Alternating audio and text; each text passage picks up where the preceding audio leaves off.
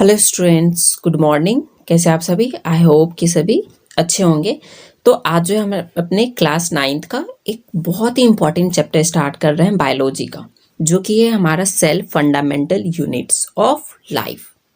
ठीक है, बेसिकली हम लोग इस चैप्टर में पढ़ेंगे क्या क्या, इसको सबसे पहले हम लोग डिस्कस करते हैं एंड देन फर्दर हम लोग अपने पहले टाइटल्स को जो है स्टडी करेंगे, फिर हम लोग आगे की ओर बढ़ेंगे। ठीक है, तो पहले देख लेते हैं कि क्या क्या हम लोगों को इस चैप्टर में पढ़ना है। तो सबसे पहले हम लोग इंट्रोडक्शन पढ़ेंगे। ठीक है, क्या पढ़ेंगे? सबसे पहले इंट्रोडक्शन पढ़ेंगे। उसके बाद जो है हम लोग पढ़ेंगे इन्वेंशन ऑफ माइक्रोस्कोप। माइक्रोस्कोप के इन्वेंशन के बारे में पढ़ेंगे। नेक्स्ट सेल थ्योरी के बारे में पढ़ेंगे।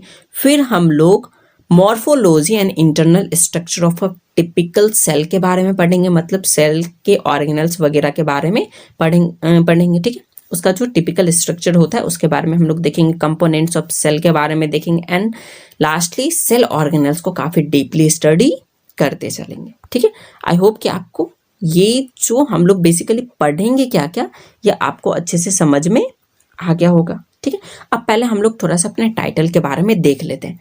यहाँ पे क्या लिखा हुआ? Cell fundamental units of life. Cell जो होता है वो क्या होता है? हमारे लाइफ का सबसे बेसिक फंडामेंटल यूनिट होता है, जिससे मिलकर के हमारा पूरा का पूरा बॉडी क्या होता है? बना हुआ होता है। ठीक है, जैसे हम लोग एक घर बनाते हैं, हाउस को बनाते हैं, तो उसमें जो फंडामेंटल होता है वो क्या होता है? ब्रिक होता है। क्या होता है?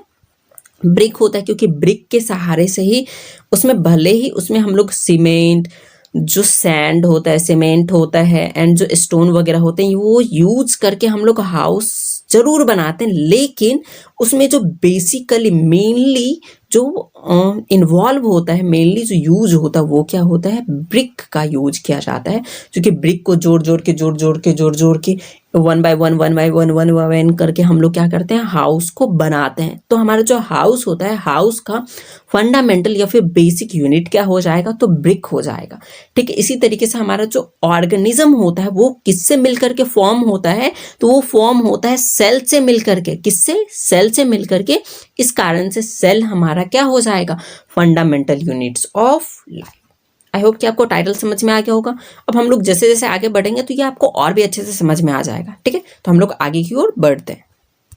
तो देखिए, हम लोग चलते हैं अपने नेक्स्ट स्लाइड पे एंड इसको डिस्कस करते हैं। ठीक है, सबसे पहले हम लोग इंट्रोडक्शन में देखते हैं सेल कहते किसको है। ठीक है, सेल कहते किसको है? तो सेल के बारे में लिखा हुआ है कि cell, the smallest unit of life which are responsible for keeping an organism alive and functional। यही, अब देखिए, हमारा ऐसा नहीं कि हमारे बॉडी में सेल से छोटा और कोई थिंग्स नहीं पाया जाता है, पाया जाता है, लेकिन अलाइव रहने वाला सबसे सबसे बेसिक यूनिट जो होता है वो सेल होता है। क्या होता है? सेल होता है, जिसमें हमारे लाइफ की जितनी भी प्रोसेस होते हैं वो सबसे पहले एग्जिस्ट कहाँ करता है? तो वो सेल में करता है। इसी के फंक्शंस के कारण से हम लोग क्या हो पाते हैं? अलाइव रह पाते हैं। इस कारण से सेल को हम लोग सबसे स्मॉलेस्ट एंड बेसिक यूनिट बोलते हैं।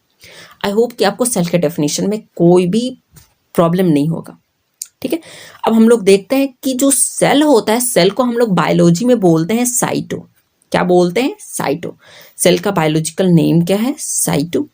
क्या है? साइटो। अब जाहिर सी बात है, हम लोग किसका स्टडी करेंगे? सेल का। तो सेल का जब स्टडी करते हैं तो उसको बोलते हैं साइटोलॉजी या फिर सेल बायोलॉजी। क्या बोलेंगे उसको? साइटोलॉजी या फिर सेल बायोलॉजी। आई होप कि आपको समझ में आ गया होगा। ठीक है, सेल के स्टडी को क्या बोलते हैं? साइटोलॉजी या सेल बायोलॉजी। सेल का अदर नेम क्या बोल सकते हैं? साइटो। ठीक है, अब हम लोग चलते हैं इन्वेंशन ऑफ माइक्रोस्कोप, जैसे कि हमने अपने स्टडी डायग्राम में देखा हुआ था। ठीक है, अब हम लोग देखते हैं इन्वेंशन ऑफ माइक्रोस्कोप। अब बेसिकली जो सेल होता है वो सेल को हमने देखा कि सबसे छोटा यूनिट होता है। अब इसको हम लोग नेकेड आइज से देख ही नहीं सकते हैं। अब जब सेल को नेकेड आइज से देख नहीं सकते हैं तो इसके बारे में हम लोग स्टडी कैसे कर रहे हैं? मतलब इसको किसी न किसी थिंग्स से हम लोग डिस्कवर तो किए होंगे, जब भी हम लोग देख पा रहे हैं, इसके बारे में पढ़ पा रहे हैं, इसके बारे में और ज़्यादा स्टडी कर रहे हैं। ठीक। तो इसका जो बेसिकली स्टडी शुरू हुआ था उसमें बहुत ही मेनली पार्ट था हमारा इन्वेंशन ऑफ माइक्रोस्कोप का, क्योंकि सेल क्या हो गया, एक माइक्रोस्कोपिक थिंग्स हो गया। ठीक है, अब सेल को देखने के लिए चाहिए हमको माइक्रोस्कोप। अब ये माइक्रोस्कोप का जो इन्वेंशन था वो सबसे बड़ा माइलस्टोन था किसके डिस्कवरी में, तो इस सेल के डिस्कवरी में। ठीक है, तो चलिए इसके बारे में थोड़ा सा देख लेते हैं। Cell are the microscopic entities which are not visible to naked eyes. जैसा कि हम लोगों ने पढ़ा कि जो सेल होता है वो नेकेड आइज से देखा नहीं जा सकता है। So the invention of microscope was a milestone to learning the interact details of internal agreement of the cell. अब सेल बहुत छोटा होता है, उसके ऑर्गेनल्स के बारे में भी हम लोग पढ़ रहे हैं, मतलब उसके अंदर पाए जाने वाला ऑर्गेनल्स और भी छोटा होगा। तो उस ऑर्गेनल्स के बारे में हम लोग डीपली स्टडी जो कर पा रहे हैं वो किसके हेल्प से कर पा रहे हैं, तो वो माइक्रोस्कोप के हेल्प से कर पा रहे हैं। अब थोड़ा सा हम लोग देख लेते हैं माइक्रोस्कोप का जो इन्वेंशन हुआ था वो कैसे कैसे हुआ था। ठीक है, बेसिकली अब माइक्रोस्कोप के टाइप पे जाएंगे तो बहुत सारे माइक्रोस्कोप होते हैं। ठीक है, 10 टू अबाउट 10 टाइप्स के जो है माइक्रोस्कोप होते हैं, तो उतने के बारे में हम लोगों को जानना अभी नहीं है। ठीक है, अब हम लोग देखते हैं कि थोड़ा कैसे कैसे डेवलपमेंट हुआ था जिससे कि ये जो माइक्रोस्कोप जो था वो काफी हेल्पफुल हुआ हमारे सेल के स्टडी में। ठीक है, तो देखिए इसको हम लोग सबसे पहले देखना शुरू करते हैं। सबसे पहले 5090 क्या है, 5090 में Zacharias Janssen and his father, Zacharias Janssen एंड उसके पिताजी जो थे वो दोनों मिलकर के क्या करते हैं, बस स्ट्रक्चर तैयार करते हैं। बेसिकली उन्होंने इन्वेंशन नहीं किया था, इन्वेंशन जो हुआ था वो गैलीलियो द्वारा किया गया था बेसिकली। ठीक है, कंपाउंड माइक्रोस्कोप। तो इन लोगों ने क्या किया था, बस मॉन्टेन किया था टू लेंस को एक ट्यूब में, ठीक है, जो कि एक कंपाउंड माइक्रोस्कोप को स्ट्रक्चर दे दिया था। ठीक, इनको कुछ खासा सक्सेसफुल नहीं मिला। जब 1609 में कौन आते हैं, गैलीलियो आते हैं। ठीक है, कौन आते हैं, गैलीलियो गैलीली। तो उनके द्वारा क्या किया जाता है, माइक्रोस्कोप, कंपाउंड माइक्रोस्कोप को कंस्ट्रक्ट किया जाता है। किसके हेल्प से, तो कॉन्वेक्स एंड कॉनकेव लेंस दोनों की हेल्प से क्या किया जाता है, गैलीलियो के द्वारा जो है कंपाउंड माइक्रोस्कोप बनाया जाता है। ठीक है, इनके द्वारा जो जैक्रियस जेनसन है इसके पिताजी थे, उनके द्वारा एक ट्यूब लिया गया था जिसमें जो है 2 लेंस का यूज किया गया था। वो बस स्ट्रक्चर देके बस छोड़ देते। उनका जो लेंस होता था, चूंकि वो स्पेक्टिकल्स का दुकान किया करते थे तो उनके पास काफी मैग्नीफाइंग ग्लास होता था, जिसके कारण से वो क्या किए थे, एक ट्यूब में जो वो दोनों को रख करके एक माइक्रोस्कोप बनाने का कोशिश किए थे। ठीक है, लेकिन जो बेसिकली काफी अच्छे से उसको कंस्ट्रक्ट कर पाते हैं वो कौन कर पाते हैं, 1609 में गैलीलियो कर पाते हैं। ठीक है, किसकी हेल्प से, तो वो कॉन्वेक्स एंड कॉनकेव दोनों लेंस की हेल्प से क्या बना लेते हैं, एक कंपाउंड माइक्रोस्कोप बना लेते हैं। ठीक है, अब आते हैं हमारे कौन, एंटोनी वॉन लीवेनहॉय। कौन आते हैं, एंटोनी वॉन लीवेनहॉय, जिन्होंने 6074 में बहुत ही आसानी से सिंपली क्या कर लेते हैं, सिंगल लेंस से काफी ही मैग्नीफाइंग सिंगल लेंस होता है जिसकी हेल्प से वो एक बहुत ही अच्छा क्या करते हैं, माइक्रोस्कोप बनाते, कंस्ट्रक्ट करते हैं, और उसी के हेल्प से उनके द्वारा क्या किया जाता है, लिविंग सेल की स्टडी की जाती है। ठीक है, समझ में आ गया। जो लीवेनहॉय थे, गैलीलियो ने भी किया लेकिन उन्होंने 2 लेंस का यूज किया। ठीक है, अब ये एंटोनी वॉन लीवेनहॉय क्या करते हैं, ये एक ही लेंस का यूज करते हैं जो कि काफी ज्यादा मैग्नीफाइंग पावर का होता है, जो थिंग्स होते हैं उसको वो काफी बड़ा करके दिखा सकता था, जो किसके द्वारा कंस्ट्रक्ट किया गया था, एंटोनी वॉन लीवेनहॉय के द्वारा। बेसिकली हम लोग जो पढ़ते हैं वो 3 टाइप्स के माइक्रोस्कोप के बारे में पढ़ते हैं, simple, compound and electronic microscope. जो सिंपल होता है वो इसी तरीके से 2 लेंस होते हैं जो ज्यादा मैग्नीफाइंग पावर का नहीं होता है। नेक्स्ट हम लोग पढ़ते हैं कंपाउंड माइक्रोस्कोप का, जिसमें 2 लेंसेज होते हैं, कॉन्वेक्स एंड कॉनकेव का यूज किया जाता है। वो जो हमारा सिंपल माइक्रोस्कोप होता है उससे वो थोड़ा सा ज्यादा पावरफुल होता है, लेकिन ये जो है वो जितना सिंपल माइक्रोस्कोप होता है उससे 10,000 ज़्यादा मैग्नीफाइंग करके कौन दिखा सकता है? तो कंपाउंड माइक्रोस्कोप दिखा सकता है।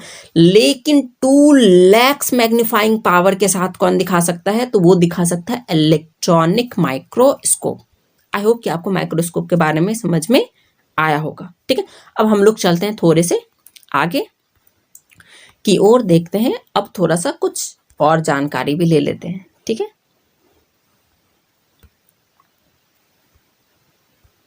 देखिए, तो बेसिकली हमारा जो ह्यूमन बॉडी होता है, जो कि काफ़ी डेवलप्ड ह्यूमन बॉडी होता है, वो जो होता है वो अप्रॉक्सीमेटली 100 ट्रिलियन सेल से मिलकर के बना होता है। कितने? 100 ट्रिलियन सेल से मिलकर के बना होता है। ठीक है, Antonie van Leeuwenhoek is the father of microbiology. Microbiology के फादर किसको कहते हैं? तो एंटोनी वॉन लीवेनहोइक को कहते हैं। ठीक है, the word cell is derived from Latin word cella, that means small room. ठीक है, जो सेल है, सेल वर्ड किससे ड्राइव किया गया है? तो सेल वर्ड ड्राइव किया गया है सेला नामक लैटिन वर्ड से, जिसका मतलब होता है स्मॉल रूम। क्या होता है? Small room. लैटिन वर्ड कौन सा है? सेला। सेला का मीन्स क्या हुआ? Small room. ठीक है, अब बेसिकली सेल भी क्या होता है कि स्मॉल रूम की तरह ही होता है, जिसको हम लोग स्मॉल रूम बोल रहे हैं, स्मॉल बैग बोल रहे हैं। उसमें बहुत सारे क्या होते हैं? ऑर्गेनल्स होते हैं। माइटोकॉन्ड्रिया हो गए, लाइसोसोम हो गए, सेंट्रोसोम हो गए, न्यूक्लियस हो गए। ठीक है, इस तरीके से एंडोप्लाज्मिक रेटिकुलम हो गया, बहुत सारे ऑर्गेनल्स उसके अंदर पाए जाते हैं। ठीक, आई होप कि ये आज का जो हमारा फर्स्ट सेशन था वो आप काफ़ी अच्छे से स्टडी किए होंगे, आपको काफ़ी अच्छा भी लगा होगा। तो प्लीज़ हमारे चैनल्स को लाइक, शेयर एंड सब्सक्राइब जरूर करें। तो अब हम लोग मिलेंगे अपने नेक्स्ट चैप्टर में, नेक्स्ट टॉपिक के साथ अपने फर्दर लेक्चर में। ठीक है, तब तक के लिए बाय एंड टेक केयर।